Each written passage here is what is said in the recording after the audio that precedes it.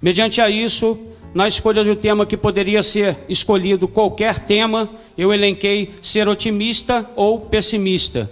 A escolha é sua. E literalmente a escolha é nossa. Dentro do mundo hoje que nós vivemos, com a quantidade de informações que nos vem a todo momento, é muito fácil nós nos tornarmos pessimistas. É muito fácil nós chegarmos e vermos alguma notícia que não nos agrada, não deixar com que a gente consiga colocar os nossos projetos, nossos sonhos, nossos anseios para frente, e aquilo muitas das vezes nos abate. E o que mais nos abate dentro de tudo aquilo que possa vir a acontecer na nossa vida, no dia a dia, são os nãos, literalmente, que a gente ganha, os nãos, literalmente, que a gente recebe diante dos nossos propósitos, diante dos nossos projetos. Por isso, eu começo fazendo a seguinte pergunta para vocês, aqui presentes: quantos nãos você é capaz de suportar? Isso vai determinar o sucesso ou insucesso da sua trajetória. Isso vai determinar se você vai continuar otimista diante dos seus propósitos ou se tornar um pessimista que vai reclamar de tudo e de todos. Começo a citar 3 exemplos clássicos e básicos para isso, de pessoas que foram perseverantes, que foram tenazes diante de seus propósitos e que tenho certeza de que todos aqui essa noite conhecem. Um deles chama-se Walt Disney.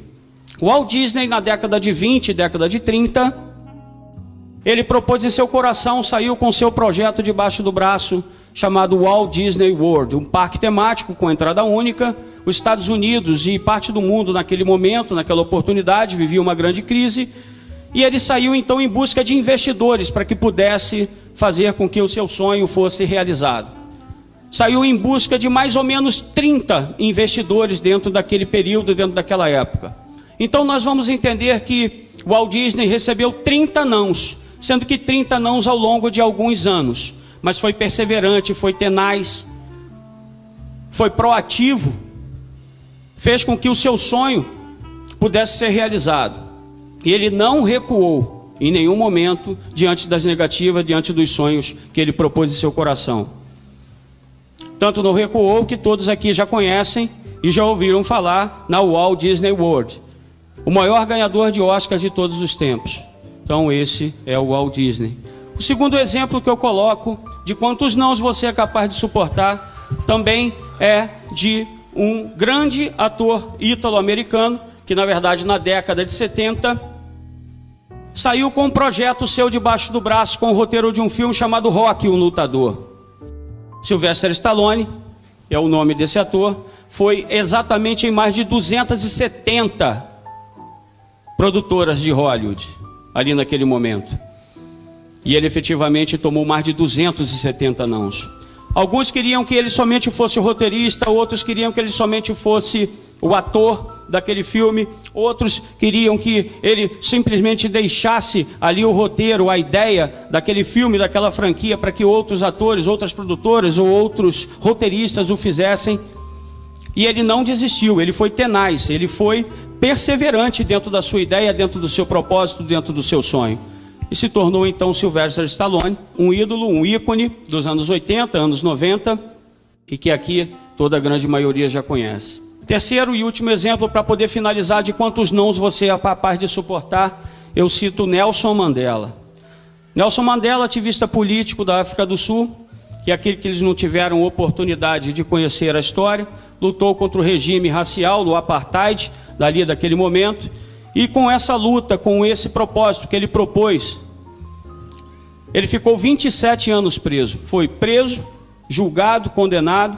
E dentro desse período de 27 anos de prisão que ele esteve, fez amizade com o próprio carcereiro dele, chamado Crystal Brand.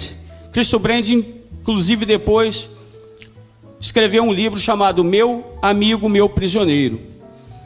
Em uma dessas histórias, dentro desse livro publicado, ele chega em um determinado momento na qual ele conviveu ali com o Nelson Mandela durante 12 anos e diz assim: Nelson, o mundo já mudou, as situações já mudaram, você ainda continua com a sua ideia, tudo já passou, por que você não desiste disso e vai viver com a sua família, vai pegar os poucos anos de vida ainda que lhe resta, para que possa aproveitar a vida com a sua família, etc. Ele não recuou, ele não desistiu, ele não levou os 27 anos de não que ele estava ali naquele momento sofrendo. E todos já sabem o final dessa história.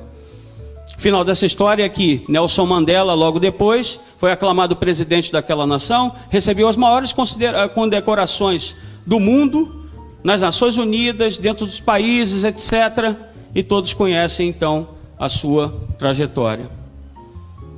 Quero dizer para vocês que o fracasso, ele não está no insucesso.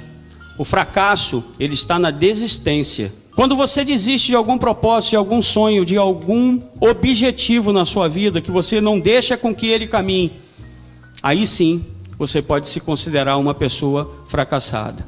Quando você recua.